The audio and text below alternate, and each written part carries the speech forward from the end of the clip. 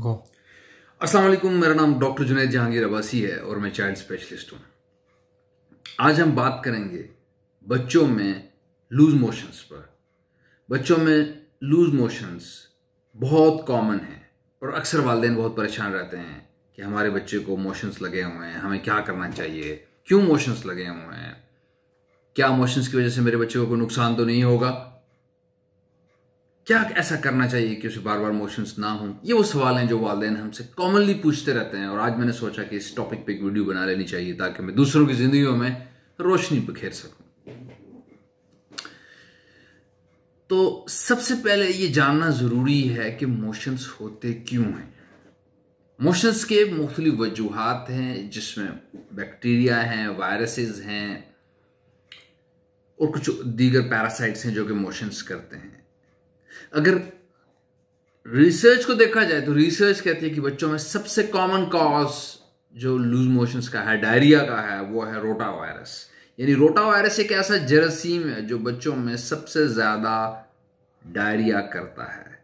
Rota virus के जो motions होते हैं वो बड़े बड़े होते हैं, पानी की तरह होते हैं और बार बार हो रहे होते हैं और जल्दी जल्दी एकदम ठीक नहीं होते, आहिस्ता आहिस्ता ठीक होते हैं। बेशक आप जितनी मर्जी दवाइयां इस्तेमाल कर लें, रोटा वायरस का जो डायरिया होता है वो आहिस्ता आहिस्ता ठीक होता है, मे बी 8-10 दिन भी लग सकते हैं।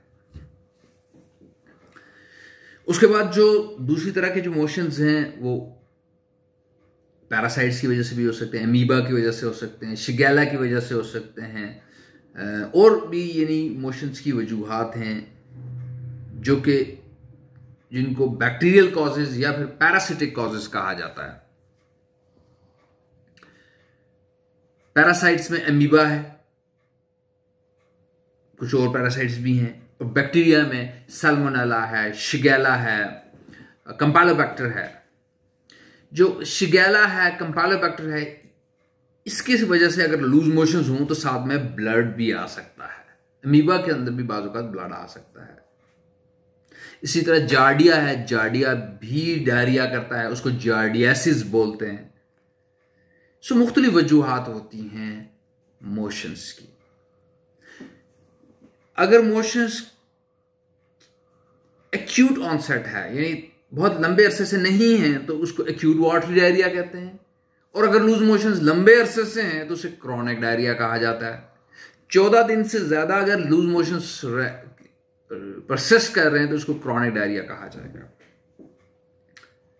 क्रॉनिक डायरिया की वजूहात में सीलिक डिजीज भी एक वजह है।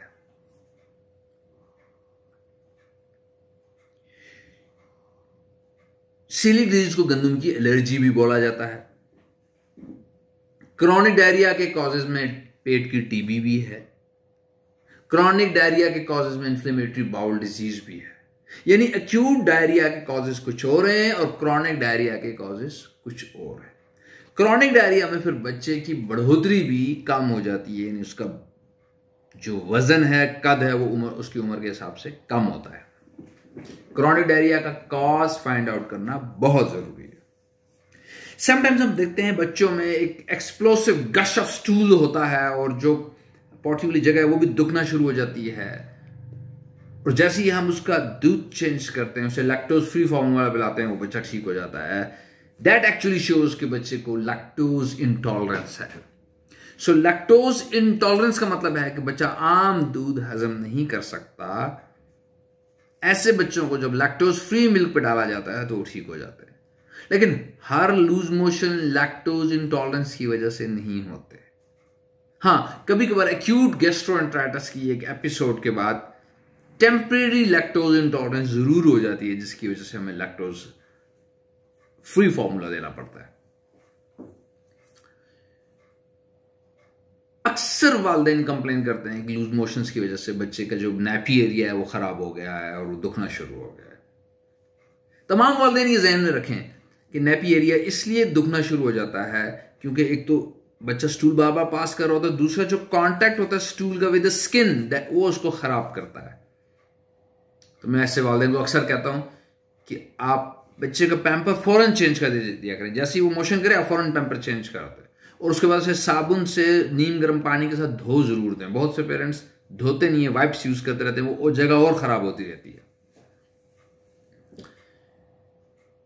बहुत सारे डॉक्टर्स पाकिस्तान में मोशंस में एंटीबायोटिक दे देते हैं, ओआरएस नहीं देते। याद रखें, लूज मोशंस या डायरिया में सबसे इंपॉर्टेंट चीज ओआरएस है। अगर आप किसी गांव में हैं, किसी पहाड़ पे हैं, किसी सहरा में हैं जहां डॉक्टर नहीं है, मेडिकल स्टोर भी नहीं है, दवाइयां भी नहीं है, लेकिन अगर आप अपने बच्चे को सिर्फ निमकोल का पानी देते रहते हैं, आपके बच्चे को कोई नुकसान नहीं होगा, वो डिहाइड्रेट नहीं होगा, उसकी जान ज़ाया नहीं होगी। और अगर आप इतनी पलंदा दवाइयों का दे देते हैं लेकिन उसे ओआरएस नहीं देते, निमकोल नहीं देते, और उसे डिहाइड्रेशन हो जाती है, पानी की कमी हो जाती है, तो आपके बच्चे की जान भी खत्म हो सकती है, बच्चा मर भी सकता है। अब अक्सर वालिदैन कंप्लेन करते हैं कि जी हमारा बच्चा निमकोल का पानी नहीं पीता।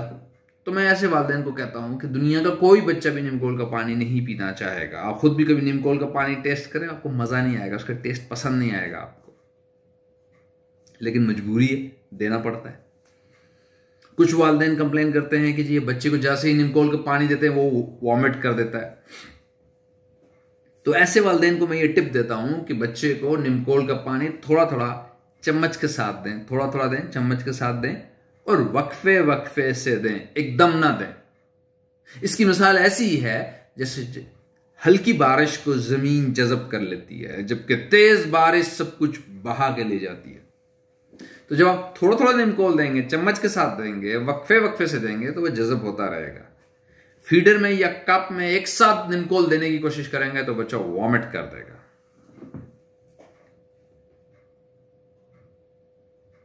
अगर आप किसी सहरा में हैं या पहाड़ पर हैं या किसी गांव में हैं जहां आपको निमकोल भी मुयस्सर नहीं है, तो होम मेड ओआरएस भी बनाया जा सकता है। होम मेड ओआरएस बनाने का बहुत आसान तरीका यह है कि आप 4 गिलास पानी एक जग में ले लें, उस जग में चुटकी भर नमक डालें और 2 चम्मच चीनी डालें, तो होम मेड ओआरएस बन जाएगा। वो होम मेड ओआरएस आप बच्चे को थोड़ा थोड़ा करके पिलाएं, यकीन माने बच्चे को कोई नुकसान नहीं होगा, ना उसे नमकियात की कमी होगी, ना उसे पानी की कमी होगी, ना वो डिहाइड्रेशन होगी, ना वो बेहोशी होगी, ना उसको झटके लगेंगे।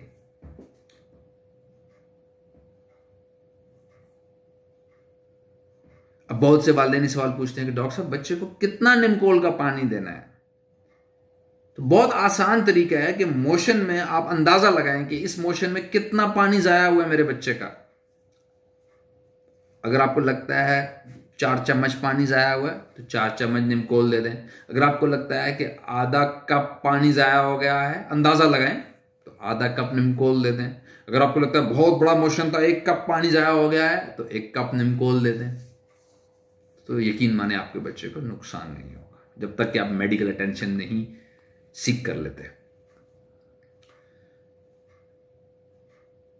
अब बहुत सारे पेरेंट्स क्या करते हैं, डॉक्टर के पास आते हैं, देखते हैं दवाई मोशन है, डॉक्टर साहब मेरे बच्चे को देखें, डॉक्टर साहब चेक करते हैं, दवाई लिखते हैं।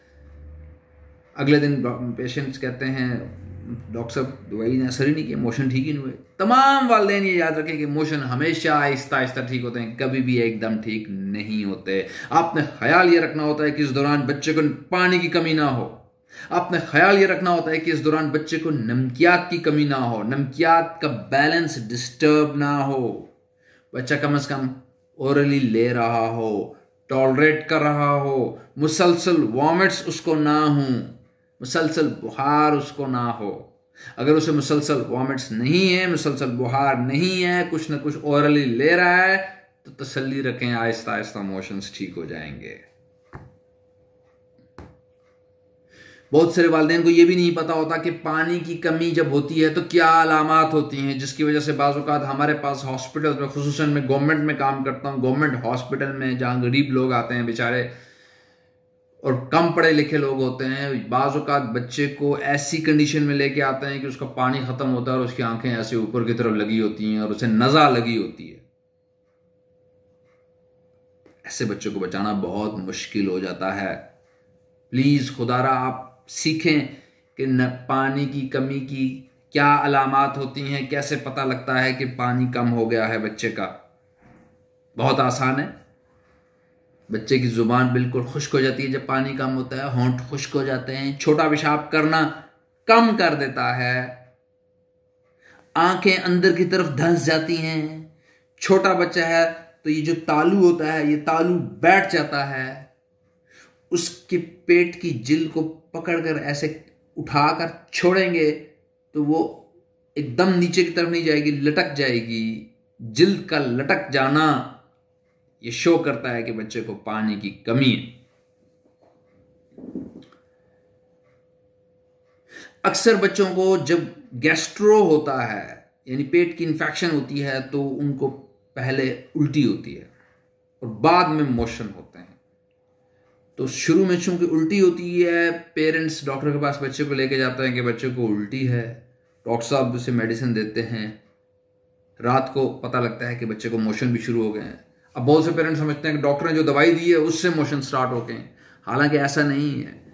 जब भी गैस्ट्रोएंटेराइटिस होता है तो ज्यादा चांसेस हैं कि वॉमिटिंग भी होगी और मोशन भी होंगे। हाँ, दोनों के ऑनसेट में थोड़ा सा गैप आ जाता है, वॉमिट थोड़ा पहले होती है, मोशन थोड़ा देर से स्टार्ट होते हैं, तो वो पेरेंट्स समझते हैं कि शायद दवाई देने से मोशंस हो गए हैं। Actually motions is a part of gastroenteritis, यानी पेट की इंफेक्शन, जिसे सादा लफ्जों में बोलते हैं। तमाम पेरेंट्स ये भी याद रखें कि दांतों का डायरेक्टली कोई ताल्लुक नहीं है। बहुत सारे लोग समझते हैं शायद दांत निकल रहे हैं बच्चे को मोशन हो रहे हैं, वो एक्चुअली दांतों का डायरेक्टली कोई ताल्लुक नहीं होता। जब दांत निकल रहे होते हैं बच्चे को इरिटेशन हो रही होती है, उलझन हो रही होती है, वो चीजें उठा उठा के मुंह में डाल रहा होता है, उन चीजों की वजह से उसको मोशंस हो रहे होते हैं। तो खुदारा अगर आपके बच्चे को चीजें बार बार उठा के मुंह में डाल रहा है तो उसकी चीजों को साफ सुथरा रखें, साबुन से उसके खिलौने धोकर रखें, उसके हाथ भी साबुन से धो के रखें, उसकी कारपेट नीट एंड क्लीन होनी चाहिए। जहां वह खेल रहा हो, चाहे कोई चीज नीचे गिर जाए और उसे उठा के मुंह में डाले तो एकदम उसका पेट खराब ना हो।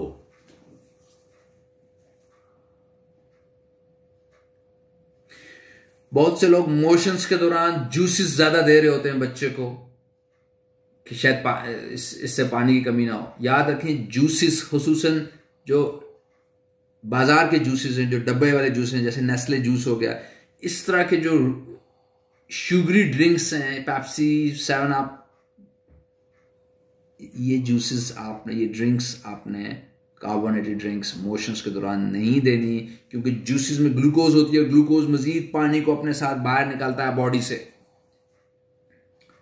अलबत्ता दो सिंपल सी चीजें हैं जो घर में आप दे सकते हैं जो कि बहुत फायदेमंद है। उनमें एक चावल का पानी है।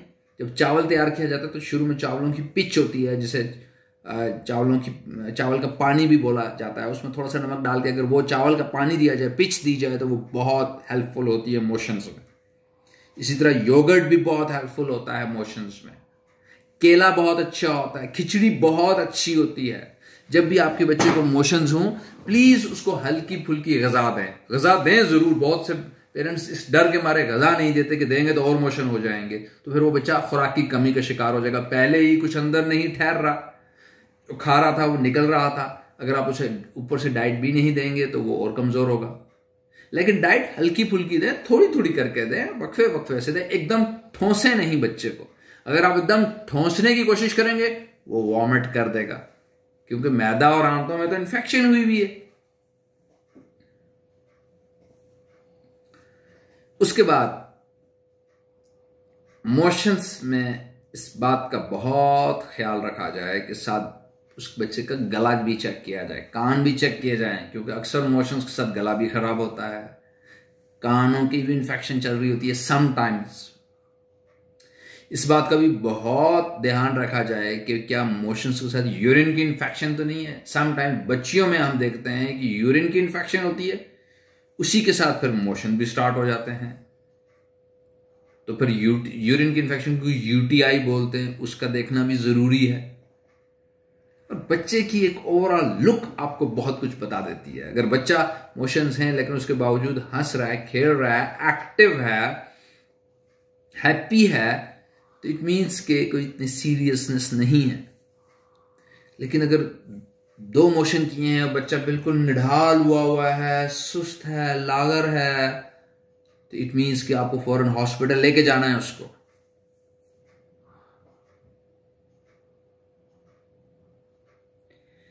मोशंस या और गैस्ट्रोएंटेराइटिस में बाज़ औक़ात एक स्टेट ऐसी भी आती है कि पेरेंट्स कहते हैं कि बच्चा जो खा रहा है वॉमिट कर रहा है, जो खा रहा है वॉमिट कर रहा है, कुछ भी अंदर नहीं ठहर रहा, मुसलसल वॉमिट किए जा रहा है। तमाम वालिदैन ये बात याद रखें कि उस पॉइंट पे अगर एक ऐसा पॉइंट आ जाता है कि आपका बच्चा कुछ भी अंदर टॉलरेट नहीं कर रहा, जो खा रहा है वॉमिट कर रहा है, बार बार वॉमिटिंग हो रही है, परसिस्टेंटली वॉमिटिंग हो रही है, तो फिर उस बच्चे को ड्रिप की जरूरत है। उस बच्चे को फिर कैनुले की जरूरत है। इंजेक्शन और ड्रिप लगेंगी तो उसके वॉमिट्स स्टॉप हो गए, क्योंकि वो डिहाइड्रेशन का शिकार हो चुका होता है। उसकी इलेक्ट्रोलाइट्स रिप्लेस होंगे, हाइड्रेशन रिस्टोर होगी, तो उसके वॉमिट स्टॉप हो जाएंगी। उसको बार बार उल्टी की दवाई देने से फायदा नहीं होगा। बहुत से पेरेंट खुद से उल्टी की दवाई देना शुरू करते हैं। ग्रेविनेट रखा होता है घर में, खुद से ग्रेविनेट दिए जा रहे होते हैं। याद रखें, ग्रेविनेट अगर आपने एक्सेस डोज में दिया तो ग्रेविनेट के साइड इफेक्ट्स भी हैं, जिनको एक्स्ट्रा पायरामिडल साइड इफेक्ट्स कहा जाता है। सो आपको एग्जैक्ट डोज जरूर पता होनी चाहिए। अगर आपने ग्रेविनेट देना भी है तो आपको एग्जैक्ट डोज बॉडी वेट के अकॉर्डिंगली पता होनी चाहिए।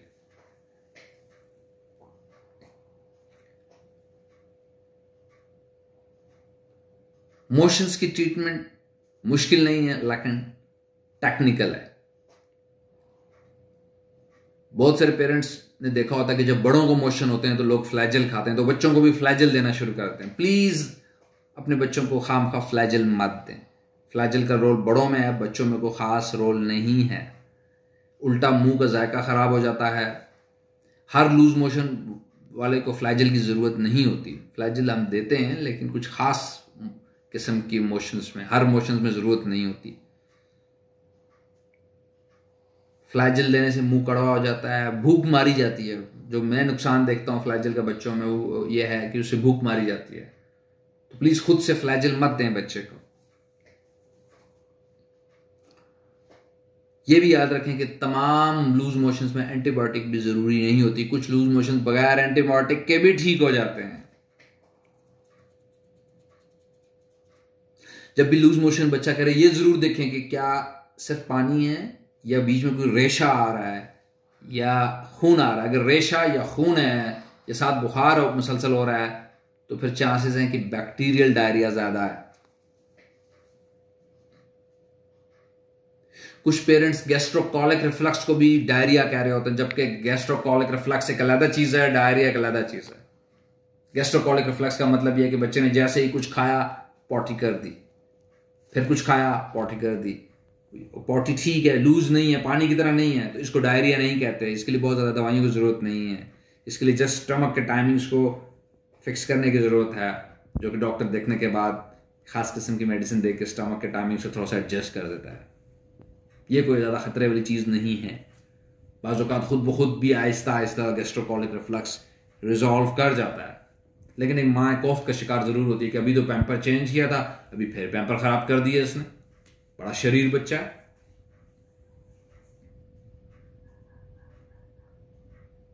याद रखें, बच्चा जितना छोटा होगा, लूज मोशंस की वजह से पानी की कमी